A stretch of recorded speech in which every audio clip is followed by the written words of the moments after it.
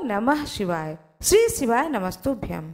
आज मैं आप लोगों को बताने जा रही हूँ आश्विन मास कृष्ण पक्ष में पड़ने वाला प्रदोष व्रत कब किया जाएगा। प्रदोष व्रत भगवान शंकर को समर्पित होता है। कहा जाता है कि जो कोई भी सच्चे मन से भगवान शंकर की आराधना करता है, भगवान शंकर अपने भक्त पर प्रसन्न होते हैं। और कहा जाता है कि इस पृथ्वी लोक पर कोई भी ऐसी चीज नहीं है जिसे भगवान शंकर अपने भक्त को न दे सकें। बस जरूरत होती है भगवान शंकर की प्रसन्नता की, उनके आशीर्वाद की। प्रदोष व्रत किया जाएगा आश्विन मास कृष्ण पक्ष में। कब, यह आज मैं आप लोगों को बताने जा रही हूँ। आश्विन मास कृष्ण पक्ष में प्रदोष व्रत 29 सितंबर 2024 दिन रविवार को किया जाएगा। द्वादशी तिथि का आरंभ आश्विन मास कृष्ण पक्ष 28 सितंबर 2024 को सायं 4:52 से आरंभ हो जाएगा।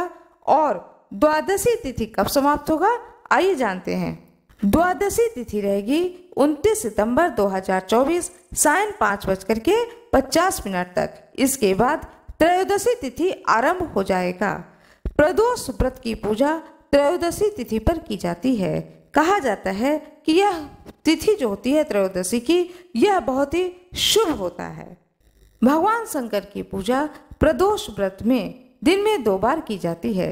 एक प्रातःकालीन पूजा, दूसरा प्रदोष काल की पूजा। प्रदोष काल का जो समय होता है वह होता है सूर्यास्त से 45 मिनट पहले और सूर्यास्त के 45 मिनट बाद तक। लगभग यह 1.5 घंटे का समय होता है और यह समय प्रदोष काल कहलाता है। इस काल को गोधूली बेला भी कहा जाता है।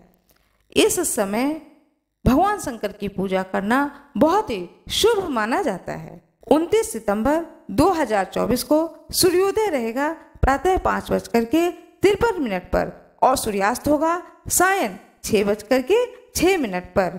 पूजन विधि, आइए जानते हैं पूजन विधि के बारे में। प्रदोष व्रत के दिन व्रती को चाहिए कि वह ब्रह्म मुहूर्त में उठे और नित्य कर्म करने के बाद में स्नान ध्यान करे। स्नान करने के बाद में अपने घर के शिवालय में पहुँचे, देवालय में पहुँचे और वहाँ पर स्वयं को संकल्पित करें कि आज मैंने प्रदोष व्रत को धारण किया है। अपने घर की पूजा करने के बाद में अपने घर के आसपास जो भी शिवालय हो, भगवान शंकर का मंदिर हो, वहाँ अवश्य ही जाना चाहिए। भगवान शंकर का अभिषेक करना चाहिए, बेलपत्र चढ़ाना चाहिए। जो फूल भगवान शंकर को पसंद है, आक का फूल, धतूरे का फूल, ये सारे फूल भगवान शंकर को अवश्य ही चढ़ाएं। इसके बाद में माँ पार्वती की पूजा, भगवान गणेश की पूजा, कार्तिकेय जी की पूजा और नंदी जी की पूजा अवश्य ही करनी चाहिए। भगवान शंकर की पूजा करने के बाद में भगवान शंकर के स्तुति अवश्य ही करें। इसके बाद में आप अपने घर आ जाएं और इसके बाद फलहार लें। फलहार में आप मीठे का सेवन करें, फलहारी नमक का सेवन नहीं किया जाता है। चाय लें, दूध लें, दही लें, फल लें, ड्राई फ्रूट्स लें। इस तरह से व्रत में व्रती को खाना चाहिए।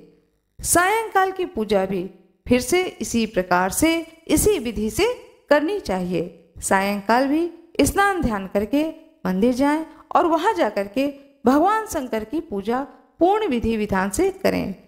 अभिषेक करें और उनका श्रृंगार करें, फिर उनके पूरे परिवार की पूजा करें। इसके बाद मंदिर से आने के बाद में आप एक अन्न का ग्रहण करें।